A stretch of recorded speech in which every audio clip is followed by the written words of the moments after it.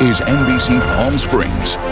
Good evening. Thank you for joining us. I'm Olivia Sandusky.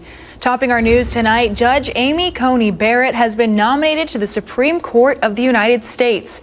President Trump announcing his pick at an event in the Rose Garden this afternoon. The president was reportedly choosing between Barrett and Judge Barbara Lagoa, an appeals court judge serving in the Southeast. Many speculated that Lagoa could have helped win Florida for President Trump, but he ultimately decided to go with Barrett. The selection of Judge Barrett promises to move the high court firmly to the right. The process now shifts from nomination to confirmation, with a fierce battle lying ahead. Alice Barr has the latest. Tonight, President Trump announcing his nominee to the U.S. Supreme Court, Federal Judge Amy Coney Barrett of Indiana. She is a woman of unparalleled achievement, towering intellect, sterling credentials, and unyielding loyalty to the Constitution. The mother of 7 is a devout Catholic, a former Notre Dame law professor and clerk to the late Justice Antonin Scalia. At 48, she would be the High Court's youngest justice, able to serve for decades. President Trump appointed her to the 7th Circuit Court of Appeals in Chicago in 2017. Should I be confirmed, I will be mindful of who came before me. The flag of the United States is still flying at half-staff in memory of Justice Ruth Bader Ginsburg to mark the end of a great American life. A favorite among social conservatives and evangelicals, Judge Barrett promised to apply the law as written. Judges are not policymakers, and they must be resolute in setting aside any policy views they might hold. Despite outrage from Democrats, Senate Republicans plan to move quickly toward confirmation, possibly before Election Day. I have no illusions that the road ahead of me will be easy, either for the short term or the long haul. She would join President Trump's 2 other Supreme Court nominees, cementing a conservative majority. She could be seated in time to hear a case seeking to overturn the Affordable Care Act and any disputes arising from the presidential election. Judge Barrett's conservative supporters hope she'll shift how the court rules on abortion rights, and that's also what her opponents fear. In Washington, Alice Barr, NBC News. And reports say there's already a tentative timeline for confirmation hearings beginning on October 12th. That's just 16 days from now. For the last 3 nominations, it took an average of 2 months before those hearings began. We heard reports tonight of heavy traffic on the westbound 10 near Banning. According to officials, there's a police incident in the area that shut down the road. Banning police are handling this situation, and we'll provide more details as we get them. This morning, a group of Coachella Valley students kayaked across the Salton Sea in an attempt to raise awareness for the troubles surrounding that body of water.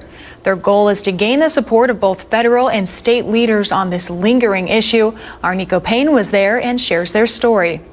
Early Saturday morning, 3 Coachella Valley students took to the waters of the Salton Sea on an important mission. We just wanted to raise awareness to help the people who live here, make a statement that this is the biggest lake in California and we really need to, help fix it and do a change because it is our generation and the ones below us that are going to get highly affected by it. It's so beautiful and it has so much to offer, but right now it's not good and it's hurting people around it. The Salton Sea was once a thriving place with many traveling from all over to enjoy the water, and these students are hoping it will thrive once again. When it was nice, people used to come out and there's hundreds of boats, people were fishing, so much life down there. Local leaders also reminisced on the happening days of the Salton Sea. I wasn't here that long ago, but I too have seen the wonderful black and white photos of, the Hollywood with them water skiing in the water and Chris Craft boats and all sorts of wonderful things. Kayaking across the Salton Sea is just the first step for these students. They plan on continuing their efforts at higher levels. Our next step is to really, to go to Sacramento and to visit Congressman Ruiz and Secretary Bernhardt.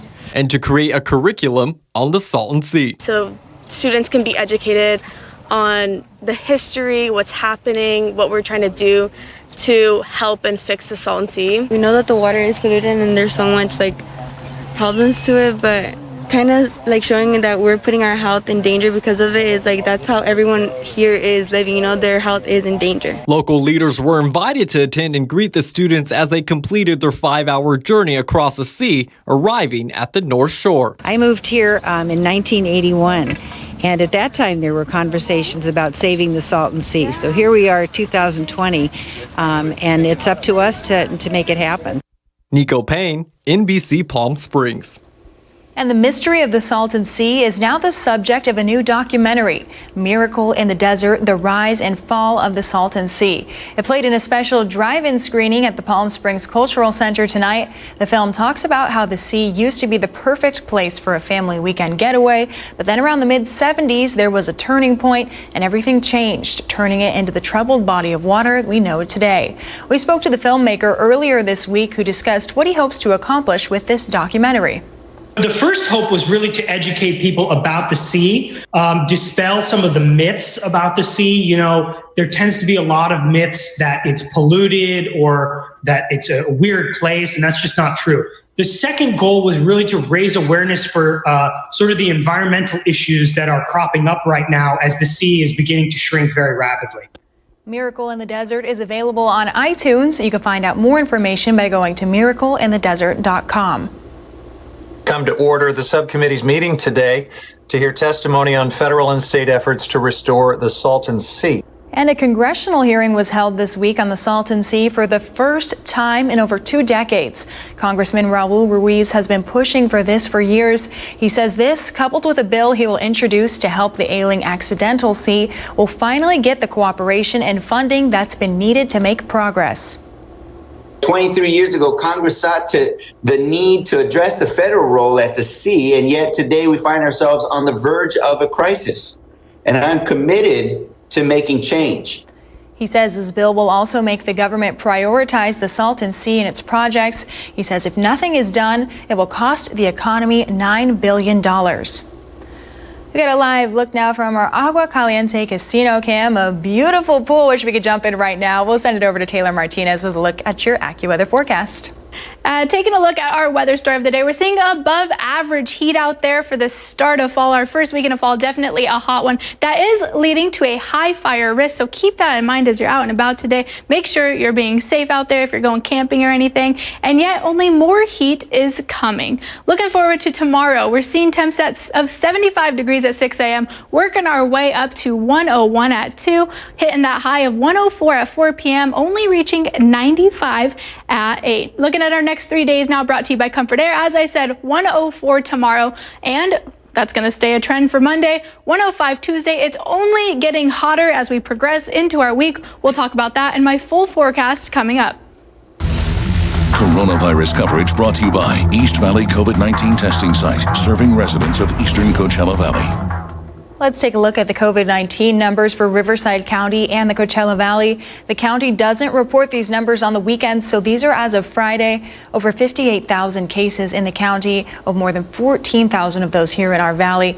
Nearly 1,200 deaths county-wide, 328 of those in our valley. Researchers believe the current pandemic has had a negative impact on cancer care. A new report finds that nearly 80% of people receiving treatment for cancers have experienced some delay in care due to the pandemic. Fewer people are also being screened for some cancers. The number of tests to screen for cervical, breast, and colon cancer fell by 85% or more. These delays in screenings and treatment have been projected to lead to more than 10,000 additional deaths over the next decade. Florida moved into the next phase of reopening yesterday. Governor Ron DeSantis announced the state is now in phase 3. This means restaurants across the state can open at full capacity. Hotels, bars, nightclubs are all allowed to open back up. The order also prohibits local government from restricting businesses unless they can justify the actions. And civil violations for violating mandatory mask orders have also been suspended. Florida has the 3rd most cases in the country with almost 700,000 and the 5th most deaths with over 14,000. One area of business that isn't being discussed as much during this pandemic are the restaurants. Here in California, they've had to open and close several times. They've been operating for takeout for just a few months. Christine Lazar explains how this is affecting the people behind the restaurants. This is the first time in months that the owner of Firehouse Taverna in Tarzana has stood in his dining room. Just to see this graveyard here, it's killing me. Antonis Kanaris opened the doors of his Greek restaurant in 1995. Since March, his business has dropped by as much as 70%. It sucked.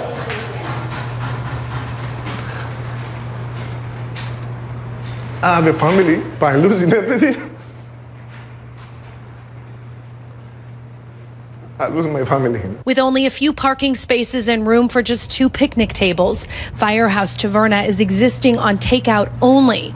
But Kanaris says he can't do business this way for much longer. I just started using money from the SBA loan I get, and that money will not last until the end of the year. According to the National Restaurant Association, nearly 1 in 6 restaurants is closed either long-term or permanently due to the pandemic. That figure represents about 100,000 restaurants. The food service industry lost $165 billion in revenue from March to July.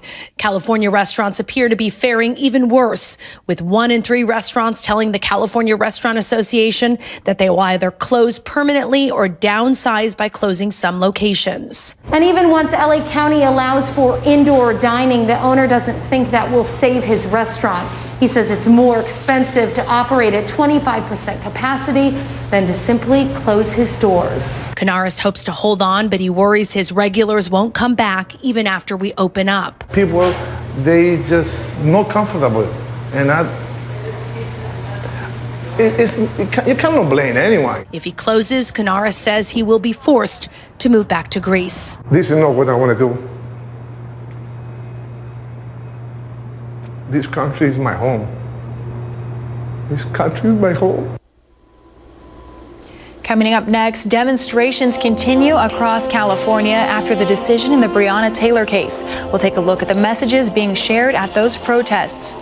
And if you're concerned about traveling during the pandemic, one airline is working with passengers to calm those concerns. We'll tell you how after the break.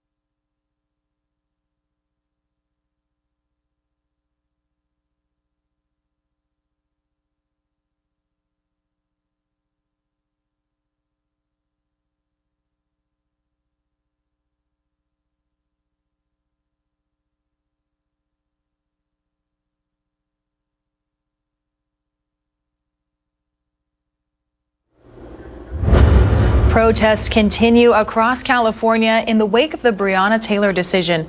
Multiple people were arrested in West Hollywood last night. A large group of demonstrators marched on city streets for the 3rd night in a row.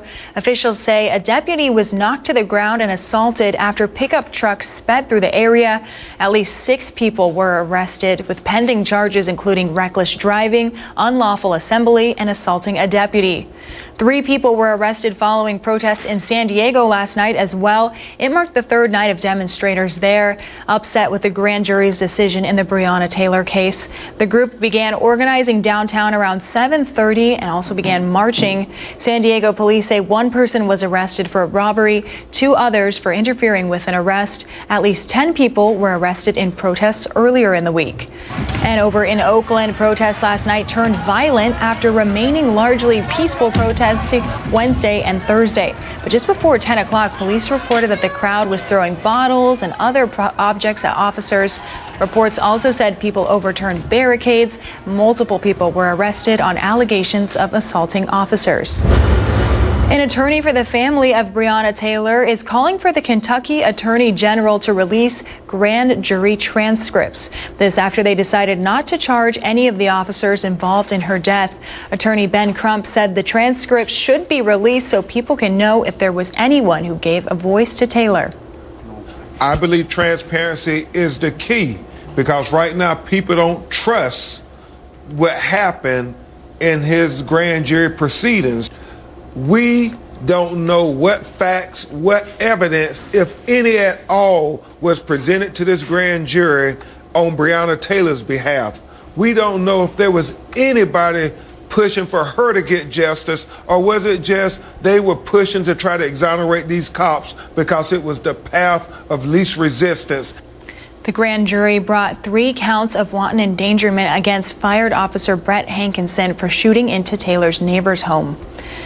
And we've got a live look now from our Agua Caliente casino cam, and Taylor will have your full forecast when we return. Don't go anywhere.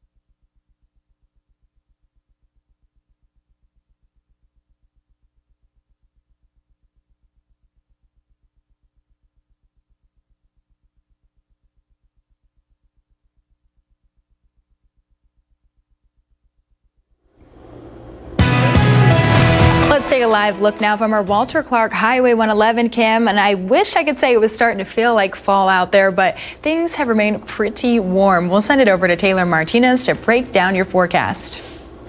Taylor Martinez in for Mike Everett today. You can catch him tomorrow on our post-game show. Getting right to our weather story. We're seeing above average heat out there, leading to a high fire risk with only more heat expected ahead. Looking forward to tomorrow. We're seeing 75 at 6 a.m. Working our way up, hitting those triple-digit heats at 2 p.m. with 101, slowly coming down to only 95 at 8 p.m. Across the Coachella Valley tomorrow, we're seeing 104 in Palm Springs, Thousand Palms, Indio, and Palm Desert, 95 up in Joshua Tree, 97 in 29 Palms, a nice 76 out in Big Bear, 98 in Capizon, 91 up in Anza if you're looking to take a little trip up there tomorrow. Across the nation, 78 in New York tomorrow, 76 up in Toronto, 62 in Billings, 67 in Denver, 86 out in San Francisco, those triple digits in Phoenix with 102. 102. Bringing it back home to Monday, highs across the Coachella Valley, 106 in Thousand Palms, 107 in Indio, 106 in Palm Desert as well, 104 in Palm Springs, 73 out in Big Bear, 96 in Banning, 97 in Cabazon. Next 7 days brought to you by Comfort Air. 103 tomorrow. Usually our average is only 98, so definitely hotter than usual. 104 we're seeing on Sunday and Monday. 105 on Tuesday. 107 Wednesday. Heating up into the next weekend with 109 on Thursday and Friday. Those lows staying in the mid to high 70s.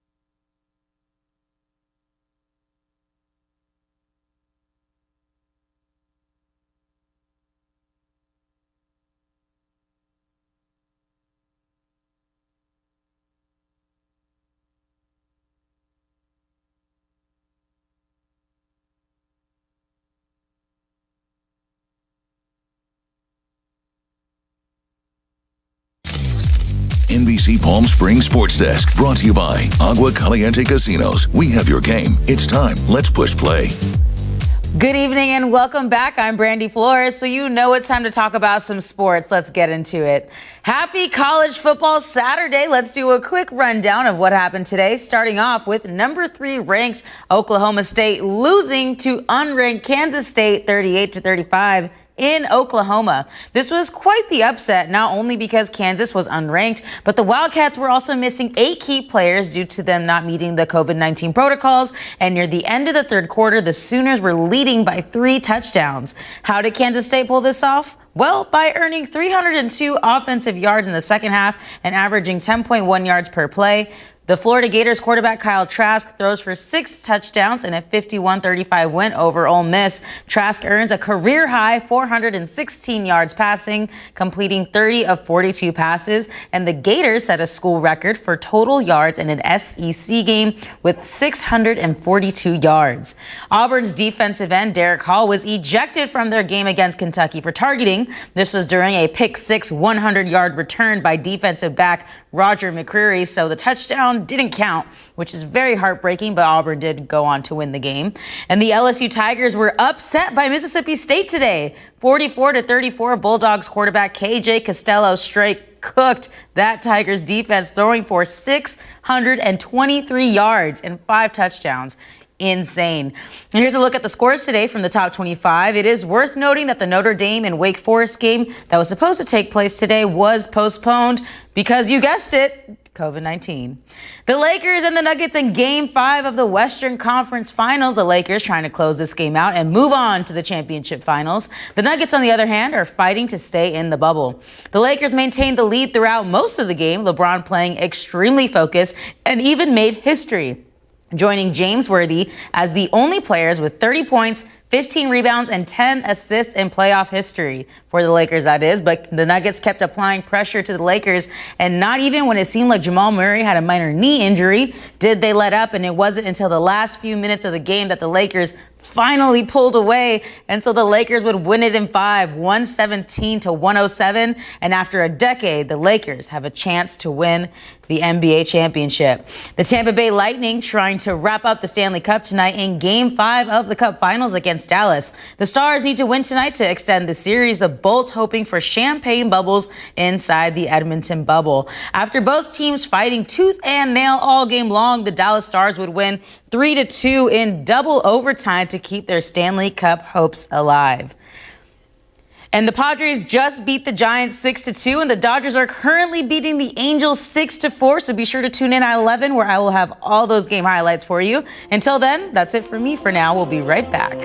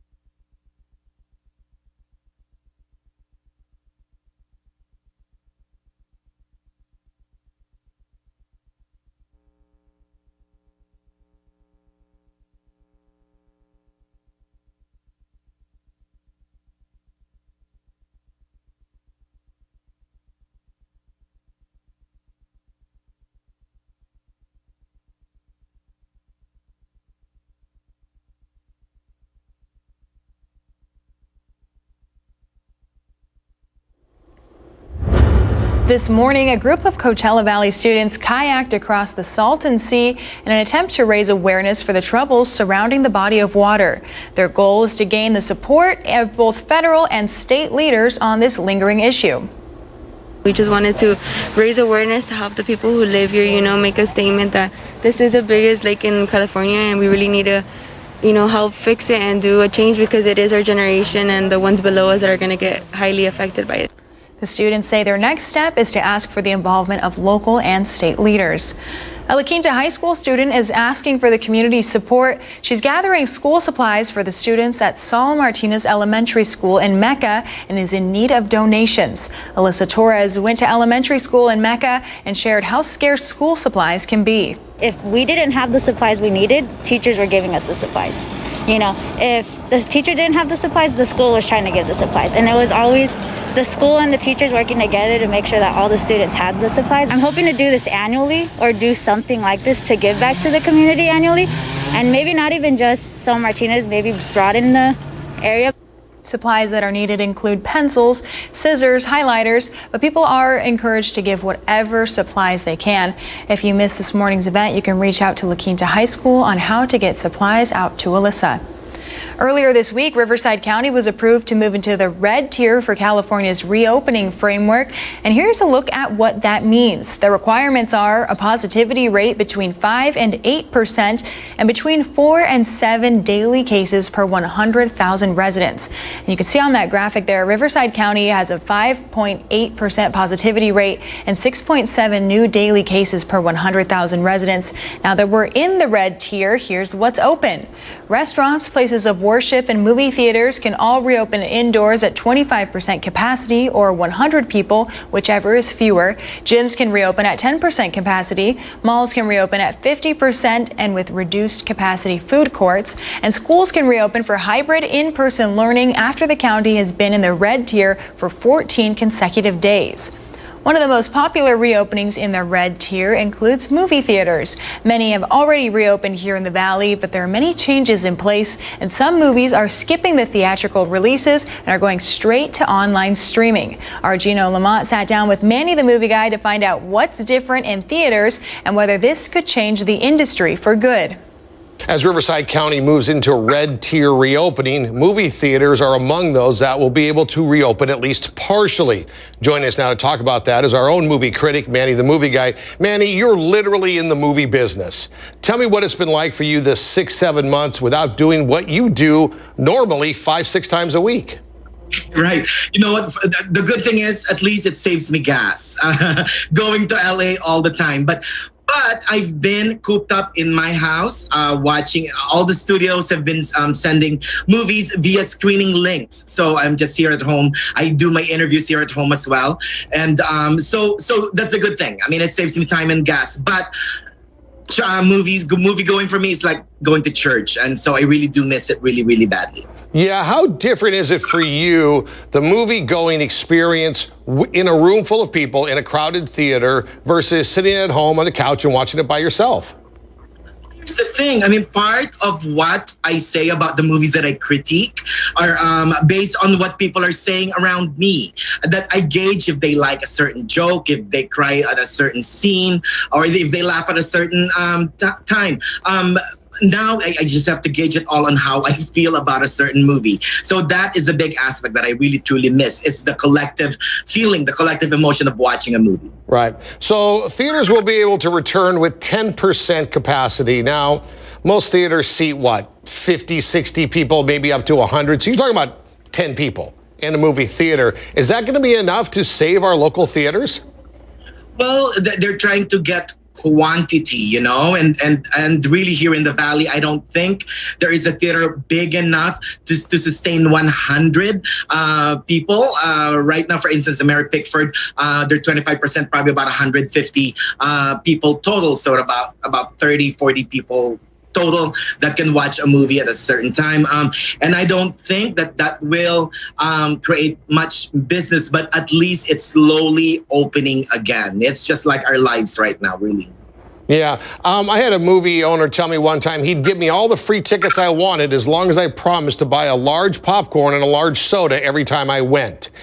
Is that going to maybe save them more than the actual showing of the movies and the 10% capacity, the popcorn and the soda? Because that's really where they make their big money, right? Exactly. That's where the studios, where the theaters really make their money. Because here in America, most studios get 60% of the theater total.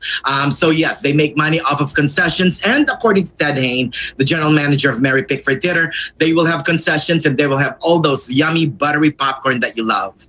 That's right, which really is the only reason I go anyways. But as you look at the movie industry as a whole, now, we saw a lot of things released straight on to streaming. Like, I know our family watched the Mulan. It cost me $30, but the truth is a trip to the movie would have cost me double that. And we now own the movie. So was that enough to sustain them through this? Or are we looking at studios with huge losses coming up? That's right. Well, you know, Disney is still mum about the box office grosses of Mulan. They don't have to report it. It's, you know, but if you factor it in, about even 10% of Disney Plus subscribers bought Mulan, like you and I, that would still give them about $180 million, you know, and that would still sustain them a little bit. And that's my thing, by the way. I mean, studios, studios in general must stop loving blockbusters. I mean, they cost gazillions of dollars to make. Right now in this pandemic, maybe make the movies cost less. Stop loving blockbusters, like what I said, and create movies that cost about $10 million because you'll still have niche marketing.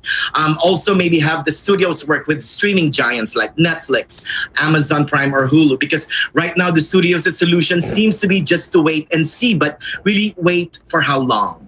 Right. There's been all kinds of predictions of the death of the movie theaters. TV was going to wipe them out, and then VHS home movies were going to wipe it out, and now streaming, like, oh, it's going to ruin the industry. Do you think that now that we've become accustomed to paying for and watching first-run movies at home, are we going to go back to the theaters? Could this time it actually be true that it kills the movie-going experience? Well, it's a developed habit, right? I mean, now people are accustomed to just staying at home and, order with a click of a button, order a movie that they like. But big films still, such as No Time to Die, the James Bond movie, or Soul from Pixar, or maybe the most anticipated movies at this time of the pandemic, Wonder Woman 1984. They're all still out there and they're getting ready to be supposedly released. We'll see if the studios change their mind, but No Time to Die is for November 20th, and Wonder Woman, of course, is for Christmas. Those big titles will still get people back in. But the problem is, how many big titles can studios make in order to really make those money back, right? Right. And then Tenet went only into theaters, and they're doing okay, right? That's the movie that's out right now. This whole that's why you and I are talking, and why we're talking about the box office. The whole thing can be summed up by Tenet and from Christopher Nolan. Before it opened, many were saying the same thing that I just said, that, oh, it's going to bring people back in. But during that time, most California theaters were not open. Most New York theaters were not open. And so right now, at this moment, Tenet has only made $29.5 million. It's really, really, I mean, it's a chump change. It's not a chump change, but considering that it costs $200 million to produce minus marketing, I mean, it will take a while for it to recoup its budget. So after Tenet's dismal showing, many studios, including its parent company, Warner Brothers, decided to push back its releases like Dune and, of course, Wonder Woman, which is now slated for Christmas opening, like what I said. All right. He's Manny the Movie Guy, simply the best in the business and the only one in the Coachella Valley. Thank you for your time, sir. Thank you, Gino.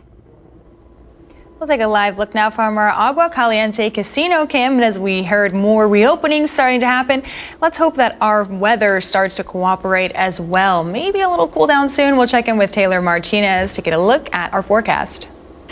Taking a look at our weather story of the day, we're seeing above average heat out there for the start of fall. Our first weekend of fall, definitely a hot one. That is leading to a high fire risk, so keep that in mind as you're out and about today. Make sure you're being safe out there if you're going camping or anything. And yet only more heat is coming. Looking forward to tomorrow. We're seeing temps of 75 degrees at 6 a.m., working our way up to 101 at 2, hitting that high of 104 at 4 p.m., only reaching 95 at 8. Looking at our next 3 days now, brought to you by Comfort Air. As I said, 104 tomorrow, and that's going to stay a trend for Monday. 105 Tuesday. It's only getting hotter as we progress into our week. We'll talk about that in my full forecast coming up.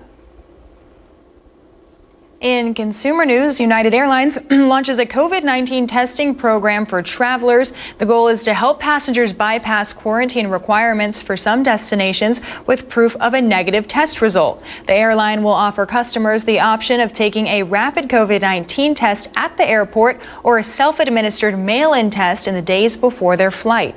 The testing program debuts October 15th for United passengers flying from San Francisco to Hawaii, with plans to expand it to other routes later on this year. A new study finds 63% of Americans believe the economy is worse than it was a year ago. The number is down 10% from June, though, when it was 73%. Since then, more businesses have been allowed to reopen and the unemployment numbers are going down. Costco is reporting record profit during the pandemic. The retailer saw sales 12% higher than a year ago and above $4 billion for the first time. Now, a couple of reasons for this. Americans are still stockpiling bulk goods, and food is selling so fast there's far less spoilage. However, there are added expenses for Costco. Those include hazard pay and PPE. Overall, though, analysts believe the latest financial report will boost the price target for Costco stock going forward. Target announces new plans for holiday season hiring, expecting to see an increase in contactless shopping. It's going to double the number of team members devoted to drive up and order pickup. And they're hiring more workers for distribution centers. There will be additional employees at the front of stores to focus on safety, cleaning, and greeting guests. Target plans to hire around 130,000 workers in total. Google will temporarily stop running political ads across all platforms after the presidential election. The company told advertisers Friday it will prohibit the ads on its platforms as soon as the polls close. Google officials say the restriction could last a week or more. It will also apply to state and local races. Google says it's doing this because of the likelihood of delayed results this year. We'll be right back after this break. Stay with us.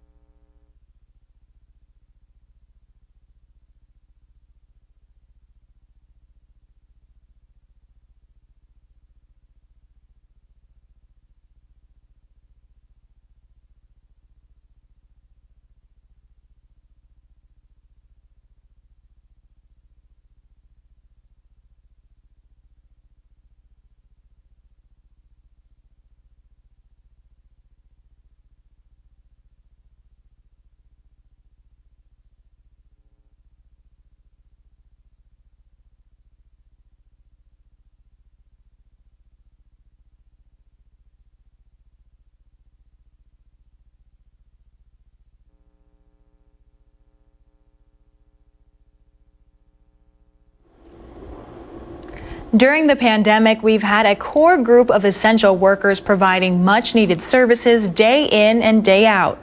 Our essential worker of the week is Dung Mai. He spends his days working as a donor specialist at Lifestream Blood Bank in La Quinta. Take a look at his surprise.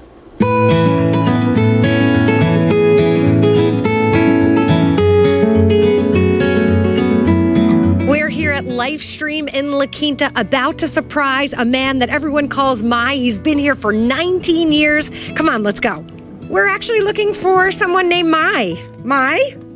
I'm Thalia Hayden with NBC Palm Springs. You are our essential worker of the week. Oh my God. Toyota and Honda of the Desert are giving you $1,000. We understand you've worked here 19 years. You are essential to everybody here and our community, and you are so well appreciated. Thank you very much. I don't know what to say. Well-deserved congratulations. We heard your story earlier and everything that you've been doing. We appreciate it. Go out and spend this money on yourself. Just 19 years of service. We're real proud of you. We're proud to be here this morning and to represent and give this to you and go have a great time. For me, with that money, we will buy lunch for all the staff here. See, that just goes to show what kind of person you are. Not only me, it's just the whole team. We work as a great team and everyone do the same important job like I do, and our purpose is saving lives and help out the community to supply blood at the short time right now. We really need blood, and anybody who think they can spend 20 minutes time to come in, donate blood to save a life, that is the message I want to send out. Well, Mai really represents the essence of the workers at Livestream. He is so supportive of our mission. He's worked for us for 19 years. He is so customer service oriented that everyone who leaves here after donating feels very special.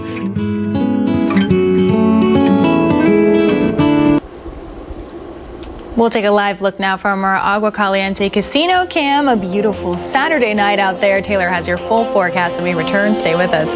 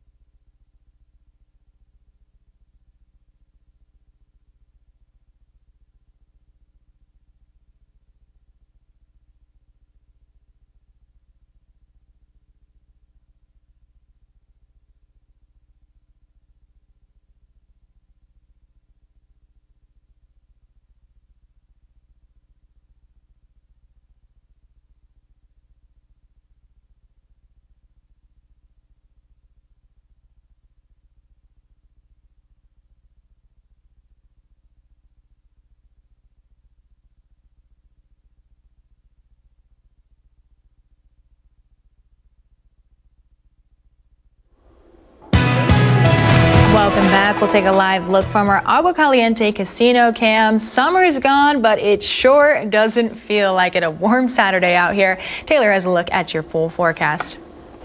Taylor Martinez in for Mike Everett today. You can catch him tomorrow on our post-game show. Getting right to our weather story. We're seeing above average heat out there, leading to a high fire risk with only more heat expected ahead. Looking forward to tomorrow. We're seeing 75 at 6 a.m., working our way up, hitting those triple-digit heats at 2 p.m. with 101, slowly coming down to only 95 at 8 p.m. Across the Coachella Valley tomorrow, we're seeing 104 in Palm Springs, Thousand Palms, Indio, and Palm Desert, 95 up in Joshua Tree, 97 in 29 Palms, a nice 76 out in Big Bear, 98 in Capizon, 91 up in Anza if you're looking to take a little trip up there tomorrow. Across the nation, 78 in New York tomorrow, 76 up in Toronto, 62 in Billings, 67 in Denver, 86 out in San Francisco, those triple digits in Phoenix with 102. Bringing it back home to Monday highs across the Coachella Valley, 106 in Thousand Palms, 107 in Indio, 106 in Palm Desert as well, 104 in Palm Springs, 73 out in Big Bear, 96 in Banning, 97 in Cabazon. Next 7 days brought to you by Comfort Air. 103 tomorrow. Usually our average is only 98, so definitely hotter than usual. 104 we're seeing on Sunday and Monday. 105 on Tuesday. 107 Wednesday. Heating up into the next weekend with 109 on Thursday and Friday. Those lows staying in the mid to high 70s.